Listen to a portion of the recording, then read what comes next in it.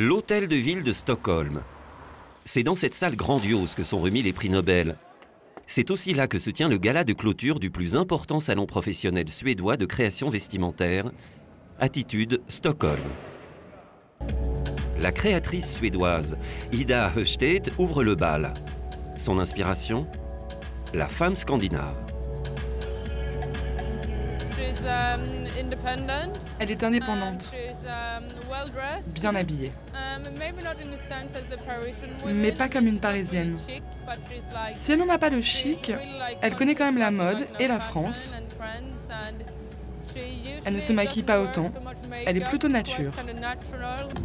Les Scandinaves sont des clientes particulières. Dès les années 70, elles ont refusé l'image de femmes décoratives pour privilégier une mode fonctionnelle en rapport avec les avancées sociales. Mais la nouvelle génération, fortunée, a aujourd'hui envie d'une féminité à la fois futile et luxueuse comme celle du créateur Lars Wallin. Il s'inspire de la haute couture française. La couture, ça signifie pour moi ne pas faire de compromis. Le travail fait main de la meilleure qualité me touche beaucoup. Pour moi, c'est aussi l'éloge de la lenteur, car ce sont des vêtements qui vivent éternellement.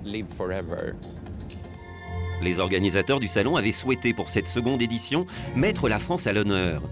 Les créateurs français qui participaient à l'événement, Chantal Thomas, Gaspard Jurkevich ou Julien Fournier, se sont réjouis à l'idée de séduire une nouvelle clientèle. La France ne représente pas un marché suffisant pour pouvoir entretenir ces maisons de grand luxe qui sont établies ou ces maisons de jeunes créateurs. Ces créateurs comme Julien Fournier font la plupart de leur chiffre d'affaires, je ne veux pas dire 100%, mais 90% à l'exportation. Julien Fournier a donc présenté à Stockholm un aperçu de ses premières collections. Des modèles sobres, ultra féminins. Il a fondé sa maison de couture en 2009. C'est un designer au tempérament volcanique. La nouvelle génération, elle en bouffe de la création et elle en a à donner. Il y a l'ancienne génération qui est là, qui regarde, des fois elle est perdue, des fois elle est encore très présente, et elle a encore beaucoup de talent, certaines anciennes générations. Mais in fine, la nouvelle génération, elle pousse, elle grandit. Donc il faut aller très vite, les choses vont extrêmement vite. Il faut saisir le truc et il faut le retraduire en mode. Et il faut aller chercher une clientèle, et il faut aller chercher des jeunes gens. Et c'est ça la mode, c'est d'aller chercher l'émotion chez les gens pour les aider à se définir. Basta. Le fougueux Julien Fournier l'a bien compris, la Scandinavie, ouverte sur les nouvelles fortunes des pays baltes, représente aujourd'hui un marché plus qu'attrayant pour la diffusion du luxe français.